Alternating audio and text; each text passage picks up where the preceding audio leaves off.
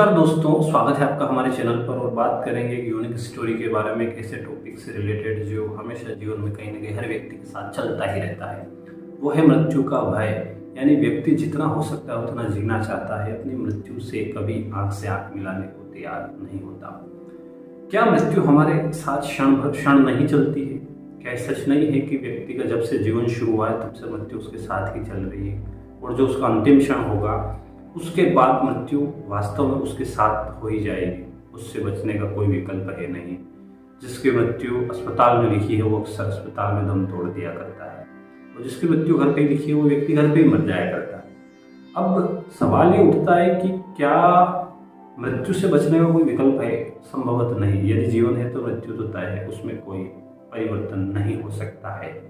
ओशो से एक बहुत अच्छी स्टोरी है जो ओशो कहते हैं कि उन्होंने एक स्टोरी के बारे में बताया कि एक व्यक्ति जिसको अचानक मृत्यु का आभास हुआ कि मृत्यु उसके समक्ष खड़ी है, और उसको कंधे पर जब मृत्यु ने हाथ रखा और उसको आभास हुआ कि मृत्यु उसके समक्ष है, और मृत्यु ने उससे ये कहा है कि आज शाम तक उसका निधन हो जाएगा।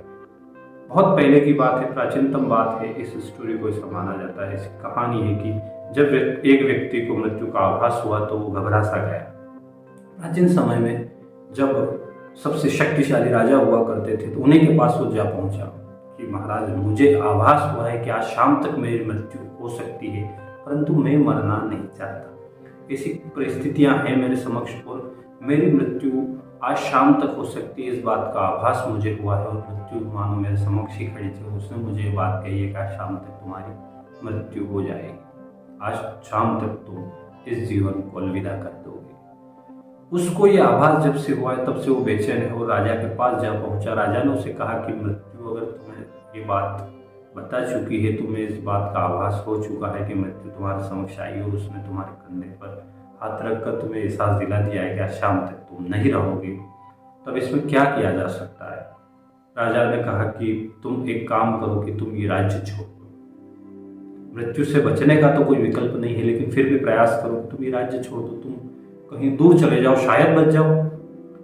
उस व्यक्ति ने भी ठीक वैसा ही किया, और उस राज्य का जो सबसे महान, जो सबसे तेज भागने वाला घोड़ा था, राजा ने उस व्यक्ति को दिया कि ये लो, और तुम यहाँ से जितनी दूर हो सके उतनी दूर चले जाओ, इतनी दूर चले जाओ कि तुम तक पहुंच पाना कठिन हो। वो व्यक्ति भी उस घोड़े को लेकर तेज रफ्तार से निकल गया, ना बीच में कहीं ठहरा, ना कहीं पानी पिया, कुछ भी नहीं। जिस गति से जा रहा था उसी गति से भागता रहा। अंततः जब उसे लगा कि पीछे राज्य बहुत दूर छूट गया और बहुत दूर आ चुका है, फिर उसने एक जो गार्डन था, जो बगीचा था, वहाँ जाकर ठहरा, और वहाँ पर उसने उस घोड़े को बांधा और उसको भी पानी पिलाया, और चारों तरफ सुंदर फूल खिले हुए थे, अच्छी जगह थी। और उस व्यक्ति को भी लगा कि अब शाम होने को आई है, अब मैं काफ़ी दूर आ गया हूँ, शायद अब बच जाऊँ, क्योंकि मृत्यु ने जहाँ मुझे यह आभास कराया था उस स्थान को तो मैं बहुत दूर छोड़ आया।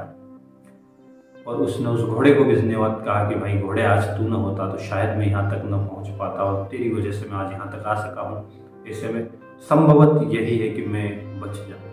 इतने में फिर उसे मृत्यु का आभास होता है। उसे लगता है मानो मृत्यु उसके कंधे पर फिर से हाथ रख रही है।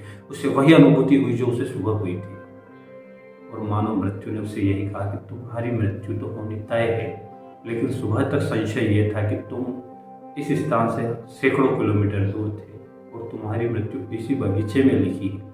अब सुबह तक संशय यही था कि तुम यहाँ तक पहुँचोगे कैसे, क्योंकि तुम्हारी मृत्यु तो यहीं पर होने लिखी थी। तुम जहाँ थे वहाँ पर तुम्हारी मृत्यु होना संभव नहीं था, लेकिन देखो तुम्हें जो होनी है वो यहाँ पर लेकर आ गई।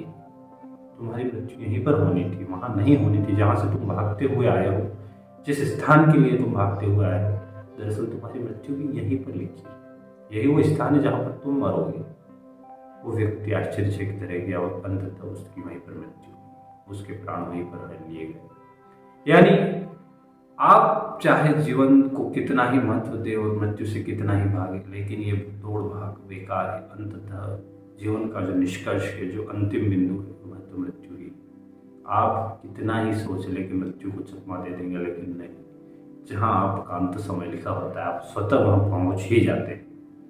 कहा जाता है कि व्यक्ति वहाँ न जाता तो ऐसा नहीं होता, या कुछ क्षण रुक जाता तो ऐसा नहीं होता, लेकिन जहाँ जिसकी मृत्यु अटल है वो भला कैसे टल सकती हो, तो होगा ही सही जहाँ पर जो आखिरकार घटनाक्रम हो। आप चाहे मृत्यु से कितना ही भागे, मृत्यु तो आपके साथ हर क्षण चल।